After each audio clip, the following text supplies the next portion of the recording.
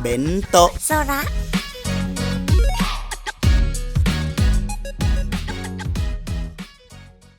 อันดับตัวละครที่แข็งแกร่งที่สุดในกลุ่มหมวกฟางคำเตือนคลิปนี้มีการสปอยเนื้อหาบางส่วนอันดับ 3 ขาดำวินสโมกซันจิเชฟประจำเรือกลุ่มโจรสลัดหมวกฟาง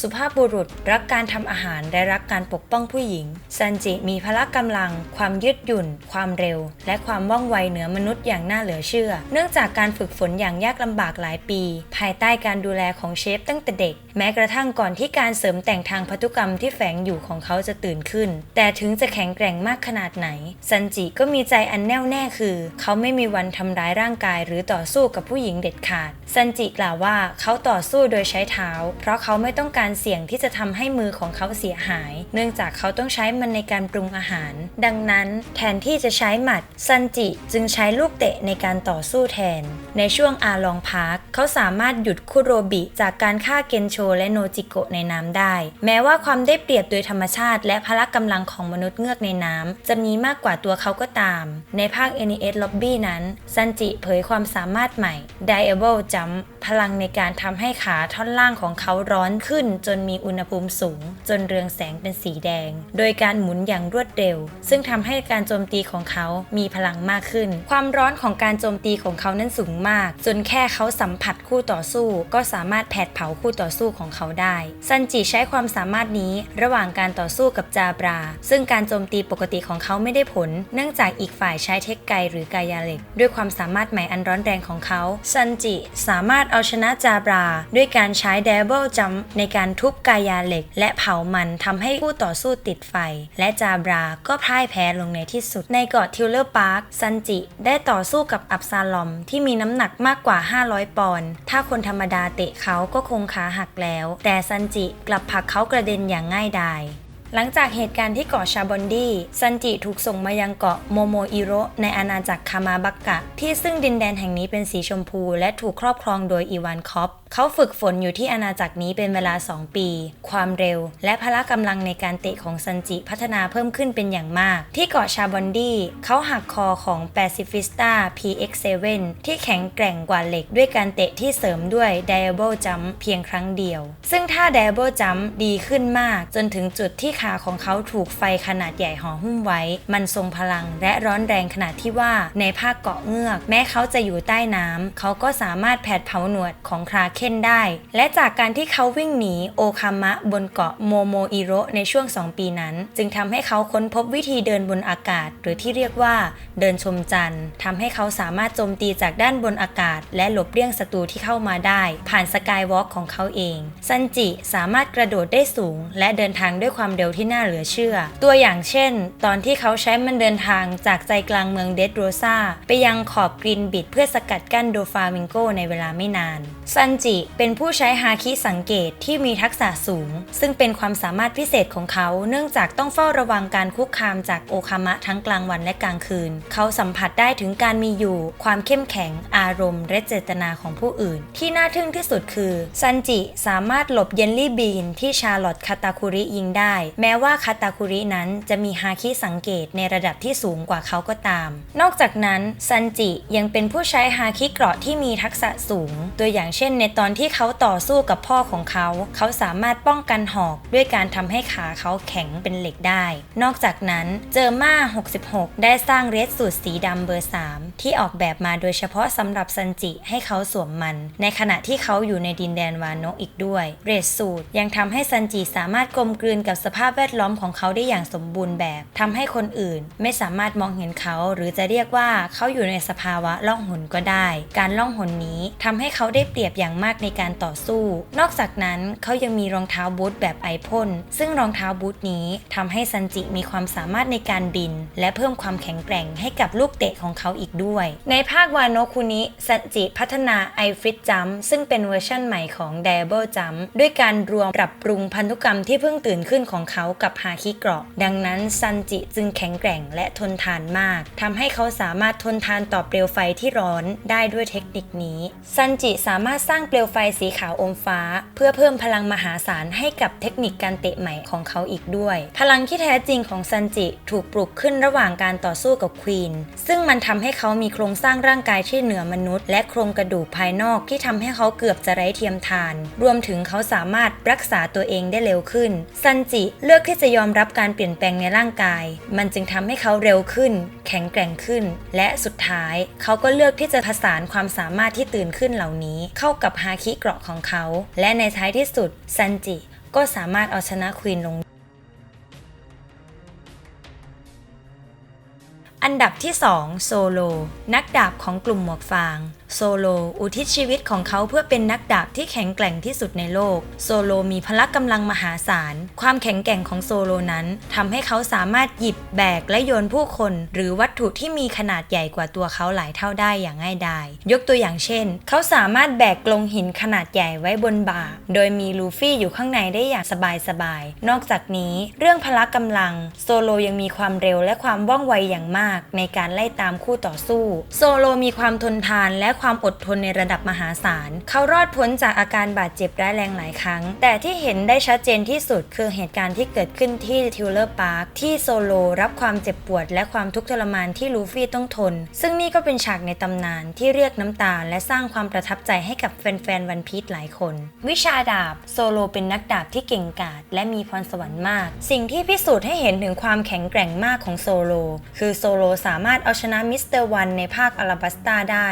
สามารถเอาชนะโอมในภาคสกายเปียสามารถเอาชนะคาคุในภาค NES Lobby และโซโลสามารถเอาชนะเงาของบรูคที่อยู่ในร่างศพของเดลมะในภาคทิวเลอร์พาร์คได้วิชาดาบเดียวส่วนใหญ่โซโลจะใช้สไตล์นี้เพื่อเอาชนะหรือทำร้ายคู่ต่อสู้ที่ทรงพลังด้วยการโจมตีเพียงครั้งเดียวหรือใช้เพื่อจบกระบวนท่าในการต่อสู้วิชาดาบ2เล่มโซโลมีความเชี่ยวชาญอย่างมากในการต่อสู้ด้วยดาบสไตล์นี้เขาต่อสู้ด้วยพลังและทักษะอันยอดเยี่ยมในทิวเลอร์พาร์คก่อนที่เขาจะได้ซูซุยมาแทนยูบาชิริที่ถูกทำลายไปโซโลสามารถใช้อาวุธคู่ผสมทั้งวาโดอิจิมอนจิและซันไดคิเทสึด้วยพลังและความแม่นยำที่น่าทึ่งเขาสามารถต่อสู้กับริวมะซอมบี้ซามูไรที่ทรงพลังก่อนที่จะเปลี่ยนไปใช้ดาบเดียวเพื่อกำจัดริวมะวิชาดาบ3เล่มเป็นสไตล์การต่อสู้ที่ผิดปกติของมนุษย์ทั่วไปแต่โซโลสามารถทำได้เขาสามารถถือดาบ3เล่มพร้อมกันได้โดยถือไว้ในมือข้างละ1เล่มและอีก1เล่มเขาจะคาบไว้ที่ปากด้วยการต่อสู้แบบ3ดาบนี้โซโลสามารถสร้างการโจมตีแบบพายุหมุนที่แสดงความสามารถในการจับและโจมตีคู่ต่อสู้หลาย10คนในคราวเดียวกันได้นอกจากนี้เขายังสามารถใช้ปัดป้องการโจมตีได้อย่างมีประสิทธิภาพอีกด้วยวิชา9ดาบอาชูราเป็นการประยุกต์ใช้ความสามารถในการฉายวิญญาณของโซโลเมื่อเขามีความโกรธที่มากพอออร่าแห่งความมืดมิดจะล้อมรอบตัวเขาและสร้างภาพลวงตาที่ทำให้เขามีหัวและแขนหลายอันที่สามารถเชือดเฉือนได้แม้กระทั่งคู่ต่อสู้ที่แข็งแกร่งที่สุดทำให้เขาได้รับแก่นแท้ของ9ดาบแม้จะดูเหมือนเป็นธรรมชาติของจิตวิญญาณล้วนๆแต่พลังโจมตีของโซโลเพิ่มขึ้นถึง3เท่าเลยทีเดียวมันถูกใช้เป็นครั้งแรกตอนต่อสู้กับคาคุหรือแม้แต่ตอนที่เขาสู้กับไคโดเขาได้ใช้กระบวนท่านี้ควบคู่ไปกับฮาคิเกราะซึ่งทำให้เขามีพลังมากพอที่จะสร้างแผลเป็นถาวรให้กับไคโดตามคำบอกเล่าของไคโดโซโลยังใช้ฮาคิราชันในการโจมตีเขาอีกด้วยวิชาจิ้งจอกเพลิงโซโลได้นำเทคนิคนี้มาใช้ในการต่อสู้ทำให้เขาสามารถตัดไฟได้เช่นตอนที่เขาใช้ดาบผ่าโบโลบีดของไคโดหลังจาก2ปีที่โซโลฝึกฝนตัวเองที่เกาะคู่ไรงานนะในระหว่างการฝึกฝนโซโลได้เรียนรู้จากมิฮอคถึงวิธีการเคลือบดาบของเขาด้วยฮาคิเกราะจากนั้นที่เกาะเงือกโซโลเอาชนะฮิโยโซได้ที่เกาะพังฮาศาสตร์เขาก็สามารถผ่าครึ่งโมเน่ที่มีพลังพิเศษสายโลเกียได้อย่างง่ายดายโดยใช้จิตสังหารที่เดดโรซาเขาสามารถเอาชนะปิก้าได้ในภาควาโนะคุนิโซโลได้พัฒนารูปแบบดาบ3เล่มโดยเขาใช้ฮาคิราชันฮาคิเกราะและฮาคิสังเกตเพิ่มให้กระบวนท่ามังกร3ดาบราชันนรก103สัมผัสยอดซามูไรมังกรทยาน และใช้โจมตีทำลายล้างใส่คิงทำให้เขาสามารถเอาชนะคิงได้จากการต่อสู้นี้ทำให้โซโลจำสัญญาที่ให้ไว้กับลูฟี่ตอนที่เขาพ่ายแพ้มีฮอคได้ว่าเขาจะไม่มีวันแพ้ให้ใครอีกเมื่อเขาระลึกถึงสิ่งนี้ได้เขาก็ประกาศว่าเขาจะกลายเป็นราชาแห่งนรกโซโลเป็นหนึ่งในไม่กี่คนในโลกที่สามารถใช้ฮาคิทั้ง3รูปแบบได้ฮาคิราชันโซโลสามารถใช้ฮาคิราชันซึ่งเป็นฮาคิรูปแบบที่หายากมากผู้ใช้ที่จะใช้ฮาคินี้ได้ต้องมีคุณสมบัติของราชาพลังนี้แฝงอยู่ในตัวของโซโลและเขาไม่รู้ตัวว่าเขาได้ครอบครองมันระหว่างที่โซโลต่อสู้กับคิงทำให้เขารู้ว่าเขาได้ครอบครองฮาคิราชันเขาได้ใช้ทักษะขั้นสูงของฮาคิราชันผสมผสานเข้ากับดาบทั้ง3เล่มของเขาโดยจะมีสายฟ้าสีดำที่ปล่อยออกมา3สายฮาคิเกราะโซโลเป็นผู้ใช้ฮาคิเกราะที่มีทักษะสูงมากซึ่งกลายเป็นความเชี่ยวชาญหลักของเขาหลังจากที่เขาได้เรียนรู้จากมิฮอคจนเชี่ยวชาญใน2ปีที่ผ่านมามักจะเห็นเขาใช้มันในการต่อสู้ที่รุนแรงหรือเมื่อเขาต้องต่อสู้กับผู้ใช้ที่มีสายโลเกียเช่นที่เดดโรซาโซโลทำให้ดาบทั้ง3เล่มของเขาแข็งขึ้นและสามารถใช้ฟันปิก้าได้ในภาควาโนะโซโลแสดงความเชี่ยวชาญฮาคิเกราะของเขาโดยการทดสอบเอ็นมะดาบที่เรื่องชื่อในเรื่องของการดูดฮาคิเกราะเขาโดนดูดฮาคิเกราะจนแขนรีบแต่ก็สามารถดูดมันกลับคืนมาได้ฮาคิสังเกตโซโลเป็นผู้ใช้ฮาคิสังเกตที่เชี่ยวชาญมากเช่นเมื่อลูฟี่ถามเขาว่าเขาสามารถสัมผัสถึงสัตว์ป่าในพระราชวังริวงูได้หรือไม่ซึ่งเขาระบุว่าเขาสามารถสัมผัสได้ปัจจุบันโซโลครอบครองดาบทั้งหมด3เล่มได้แก่วาโดอิชิมอนจิซันไดคิเทสึและเอ็นมะอันดับที่1 4จักรพรรดิหมวกฟางลูฟี่กัปตันเรือของกลุ่มโจรสลัดหมวกฟางผู้สืบทอดเจตนารมณ์ของดีอิทธิพลของลูฟี่ยังทำให้เกิดกองเรือใหญ่ของกลุ่มหมวกฟางรวมทั้งหมด 5,640 คนลูฟี่กินผลโกมุเข้าไปจึงทำให้ร่างกายของเขากลายเป็นยางทั้งหมดแต่ภาควาโนะคุนิทำให้มารู้ทีหลังว่าผลที่เขากินเข้าไปแท้จริงแล้วคือผลฮิโตะโมเดลนิกะชื่อที่แท้จริงของมันเรียกว่าผลไม้ปีศาจสายโซออนพันสัตว์มายาที่ทำให้ร่างกายของผู้ใช้สามารถแปลงร่างเป็นเทพพระอาทิตย์นิกะในตำนานลูฟี่มีความแข็งแกร่งรวดเร็วและว่องไวมากแถมยังอึดมากๆอีกด้วยเพราะร่างกายของเขาเป็นยางเขาจึงสามารถยืดส่วนใดส่วนหนึ่งของร่างกายเขาได้ท่าประจำที่เขามักจะใช้ในการต่อสู้ก็คือหมัดปืนยางยืดนั่นเองเกียร์ 2ปรากฏครั้งแรกที่ NES Lobby ลูฟี่เพิ่มความเร็วในการไหลเวียนของเลือดและด้วยธรรมชาติของเส้นเลือดและอวัยวะที่เป็นยางร่างกายของเขาจึงสามารถทนต่อแรงกดดันได้เกียร์ 3ปรากฏครั้งแรกที่ NES Lobby ลูฟี่เป่าลมปริมาณมหาศาลเข้าไปในนิ้วหัวแม่มือของตนเองทำให้กระดูกส่วนใดส่วนหนึ่งในร่างกายของเขาพองขึ้นส่วนของร่างกายที่พองขึ้นเหล่านี้สามารถสร้างความเสียหายได้มหาศาลแต่ข้อเสียก็คือเมื่อใช้เสร็จจะทำให้ลูฟี่ตัวหดเล็กลงเหลือขนาดเท่าเด็กหลังจากใช้งานหลังจากที่ฝึกฝนเป็นเวลา2ปีลูฟี่มีความแข็งแกร่งทางด้านร่างกายและจิตใจเพิ่มมากขึ้นลูฟี่สามารถใช้เกียร์2ได้อย่างชำนาญส่วนเกียร์3ลูฟี่สามารถอัดพลังเข้าไปให้มันใหญ่ขึ้นได้กว่าเดิมและเขายังเรียนรู้ที่จะผสานฮาคิเกราะและฮาคิราชันเข้าไปในเกียร์3อีกด้วยอีกทั้งเมื่อใช้เกียร์3ร่างกายเขาก็ไม่หดเล็กลงเหมือนแต่ก่อนอีกแล้วเกียร์4เขาใช้มันครั้งแรกที่ภาคเดดโรซาโดยเมื่อลูฟี่เป่าลมเข้าไปในแขนของเขาลูฟี่จะขยายกล้ามเนื้อในร่างกายของเขาและคลุมด้วยฮาคิเกราะซึ่งมีหลากหลายรูปแบบตามการประยุกต์ใช้เช่นรูปแบบบราวน์แมนตัวของเขาจะคล้ายกับลูกบอลยางทำให้เขาเด้งตลอดเวลาลูฟี่มีความสามารถในการหดแขนและขาของเขาเข้าไปในร่างกายทำให้ปลดปล่อย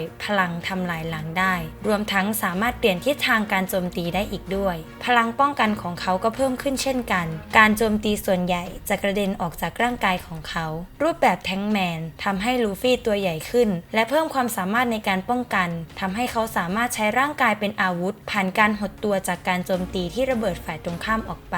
รูปแบบ Snake Man มีรูปร่างที่บางกว่าและมุ่งเน้นไปที่การรุกซึ่งขาดความสามารถในการป้องกันของอีก2รูปแบบลูฟี่ได้รับความเร็วในการโจมตีเพิ่มขึ้นอย่างมากและมักจะเปลี่ยนทิศทางการโจมตีเพื่อโจมตีคู่ต่อสู้จากทุกทิศทางแต่การใช้เกียร์4นั้นข้อเสียคือเขาจะไม่สามารถใช้ฮาคิได้เป็นเวลา10นาทีจนกว่าจะชาร์จใหม่เกียร์5ตื่นขึ้นเกิดขึ้นในช่วงไคลแม็กซ์ของการโจมตีโอนิงาชิมะซึ่งเป็นผลมาจากการที่ลูฟี่ปลุกผลปีศาจเป็นครั้งแรกหลังจากตื่นขึ้นลูฟี่มีอิสระมากขึ้นและแสดงความสามารถใหม่มากมายเช่นความสามารถในการควบคุมรูปร่างและขนาดของร่างกายได้อย่างอิสระเขาสามารถทำให้สภาพแวดล้อมรอบตัวเขามีคุณสมบัติเป็นอย่างได้ซึ่งทำให้เขาสามารถเบี่ยงเบนโบโลบรีดได้โดยการกระดอนกลับไปที่ไคโดนอกจากนั้นเขายังสามารถยืดวัตถุที่เขาสัมผัสรวมถึงสิ่งมีชีวิตและแม้แต่สายฟ้าได้เหมือนยืดยางจนทำให้ไคโดกล่าวว่าพลังของลูฟี่ตอนนี้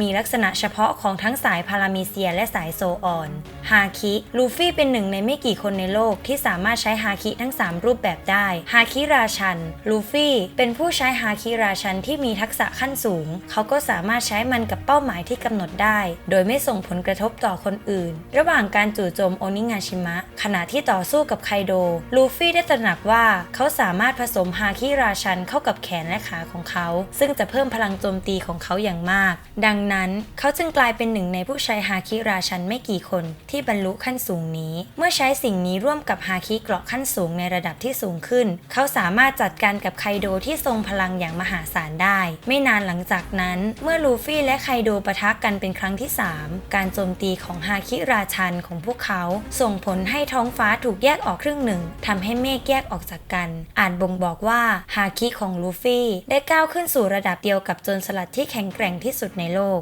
ฮาคิเกราะลูฟี่เป็นผู้ใช้ฮาคิเกราะที่มีทักษะสูงมากเขาใช้มันในการต่อสู้ในโลกใหม่เพื่อเพิ่มการโจมตีและการป้องกันในภาควาโนะคุนิขณะติดอยู่ที่คุกอุด้งนั้นท่ามกลางคำแนะนำของฮิโอโกโร่เขาได้ก้าวสู่พลังระดับสูงไปอีกขั้นโดยสามารถใช้ฮาคิเกราะโจมตีศัตรูจากภายในร่างกายได้เหมือนกับที่เลลี่ใช้ทำลายปลอกคอให้เคมี่ที่เกาะชาบอนดี้ฮาคิสังเกตลูฟี่เป็นผู้ใช้ฮาคิสังเกตที่มีทักษะสูงมากเขาสามารถรับรู้ถึงการมีอยู่ของอารมณ์และเจตนาของผู้อื่นซึ่งช่วยให้เขาสามารถหลบหลีกการโจมตีได้ในช่วงระยะเวลาการฝึก2ปีเรรี่สังเกตว่าลูฟี่มีความสามารถในการรับรู้อารมณ์ของสิ่งมีชีวิตเขามีความเชี่ยวชาญอย่างมากในการใช้ฮาคินี้เขายังสามารถทำนายการโจมตีจากสิ่งมีชีวิตที่แทบไม่มีอารมณ์ใดๆเลยได้ดังที่ปรากฏให้เห็นเมื่อเขาหลบเลเซอร์ของแปซิฟิสตาขณะที่อยู่ในทอตโตแลนด์เขาเสริมความแข็งแกร่งให้กับฮาคินี้อย่างมากด้วยการต่อสู้กับชาร์ลอตคาตาคุริผู้ซึ่งเชี่ยวชาญรูปแบบขั้นสูงของฮาคิประเภทนี้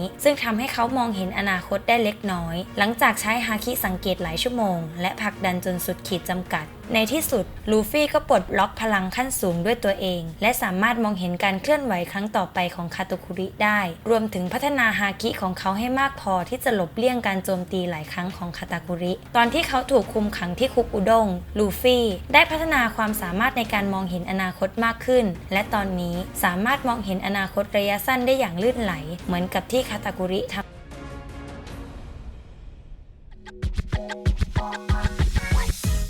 ฝากกดไลค์ กด Subscribe ช่องเบนโตะโซระของเราด้วยนะคะ